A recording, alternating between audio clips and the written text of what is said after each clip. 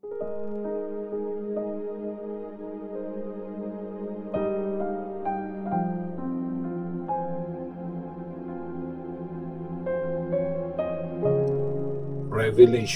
chapter 2. Ang mensahe para sa Ephesus. Isulat mo ito para sa angel ng church sa Ephesus. Ito ang sinasabi ng may hawak ng 7 stars sa kanang kamay niya at naglalakad sa gitna ng 7 gold na ilawan. Alam ko ang mga ginagawa mo, kung gaano ka kumakayod at nagtitiis. Alam kong hindi mo kinukonsinti ang masasamang tao. Tines mo yung mga nagsasabing apostles sila pero hindi naman talaga, at lumabas na hindi nga sila mga apostles. Alam kong nagtitiis ka at naghihirap para sa akin at hindi ka sumuko. Pero ito ang ayaw ko sa iyo. Hindi mo na ako mahal kagaya ng dati. Isipin mo kung ano ka dati bago ka nahulog sa kasalanan. Magsisi ka at talikuran mo yung mga kasalanan mo at gawin mo yung mga ginagawa mo nung una. Pag hindi ka nagsisi, pupuntahan kita at aalisin ko yung ilawan mo sa pwesto niya. Pero ito naman ang gusto ko sa iyo. Kagaya ko, ayaw mo rin yung mga ginagawa ng mga Nicolaitans. Kung nakakarinig ka, pakinggan mo ang sinasabi ng Espiritu sa mga churches. Yung mga magtatagumpay, papayagan ko silang kainin yung prutas ng puno ng buhay na nasa garden ng Diyos. Ang mensahe para sa Smyrna. Isulat mo para sa angel ng church sa Smyrna. Ito ang sinasabi ng una at huli, ang namatay at nabuhay ulit. Alam kong matindi ang pinagdadaanan mo at alam ko ring mahirap ka, pero sa totoo lang, mayaman ka. Alam ko yung mga paninira sa iyo ng mga nagsasabing Diyos sila kahit hindi naman talaga. Ang totoo niyan, mga kampon sila ni Satanas. Huwag kang matakot sa mga mararanasan mong hirap. Makinig ka. Itatapon ng devil ang ilan sa inyo sa kulungan para itest kayo at tatagal ng 10 days ang paghihirap nyo. Maging tapat ka sa akin hanggang sa kamatayan at bibigyan kita ng buhay bilang reward sa tagumpay mo.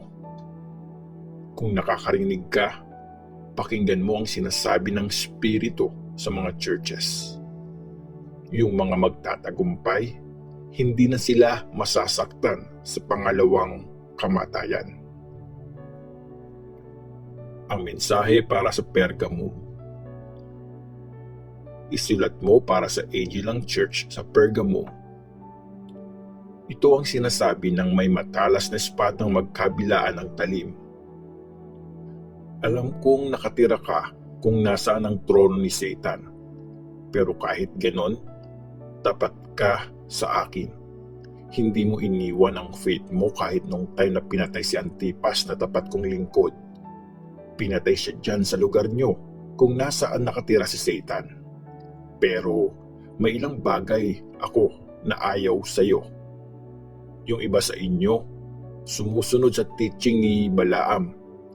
Siya yung nagturo kay Balak kung paano niya mahahatak na gumawa ng kasalanan ang mga Israelites para kainin nila ang pagkaing inoffer sa mga Diyos-Diyosan at gumawa sila ng kahalayan. Yung iba din sa inyo, sumusunod sa teaching ng mga Nicolaitans. Kaya magsisi ka at tigilan mo na ang kasalanan mo. Kung hindi, pupunta ako agad dyan at lalabanan ko ang mga taong iyon gamit ang espadang lumalabas sa bibig ko. Kung nakakarinig ka, pakinggan mo ang sinasabi ng Espiritu sa mga churches. Sa mga magtatagumpay, ibibigay ko sa kanila ang ilan sa mga nakatagong mana. Bibigyan ko rin sila ng puting bato na may nakasulat na bagong pangalan. Walang ibang nakakaalam ng pangalan na yon except yung mismong makakatanggap noon. Ang mensahe para sa Thyatira. Isulat mo para sa Angel ng Church sa Thyatira. Ito ang sinasabi ng anak ng Diyos na may mga matang parang apoy na nagliliyab at may mga paa na parang pinakintab na bronze. Alam ko ang mga ginagawa mo. Alam ko ang pagmamahal mo, katapatan, paglilingkod at pagtitiis. Alam ko ring sobra pa ang ginagawa mo ngayon kaysa nung una. Pero ito ang ayaw ko sa iyo. Kinukonsinti mo yung babaeng si Jezebel na nagsasabing prophet daw siya ng Diyos. Dahil sa teaching niya, naluloko niya ang mga lingkod ko na gumawa ng kahalayan at kumain ng mga pagkain inoffer sa mga Diyos-Diyosan. Binigyan ko siya ng time para pagsisihan at talikuran ng pagiging immoral niya, pero ayaw niya magsisi. Kaya tingnan mo, bibigyan ko siya ng sakit at papahirapan ko siya ng matindi, pati yung mga kasama niya sa pangangaliwa, hanggang sa magsisi sila sa mga ginawa nila kasama ang babaeng yan. Papatayin ko rin ang mga followers niya para malaman ng lahat ng mga church na ako nakakaalam kung anong nasa isip at puso ng mga tao. At ibibigay ko sa bawat isa sa inyo kung anong dapat niyong matanggap ayon sa mga ginawa niyo. Pero yung iba sa inyo na mga taga-Thyatira na hindi sumunod sa masamang teaching ni Jezebel at hindi natuto ng mga tinatawag ng iba na malalim na sikreto ni Satan, sinasabi ko sa inyo, di na ako magdadagdag ng iba pang utos sa inyo. Basta huwag kayong bibitiw sa mga teachings ko hanggang sa dumating ako. Sa magtatagumpay at susunod sa mga pinapagawa ko hanggang sa dulo, bibigyan ko sila ng kapangyarihan sa mga bansa. Maghahari sila gamit ang tungkod na bakal at babasagin nila ang mga bansa na para mga palayok na gawa sa putik. Tinanggap ko ang kapangyarihang ito sa tatay ko at ito rin ang binibigay ko. Ibibigay ko rin sa magtatagumpay ang Morning Star.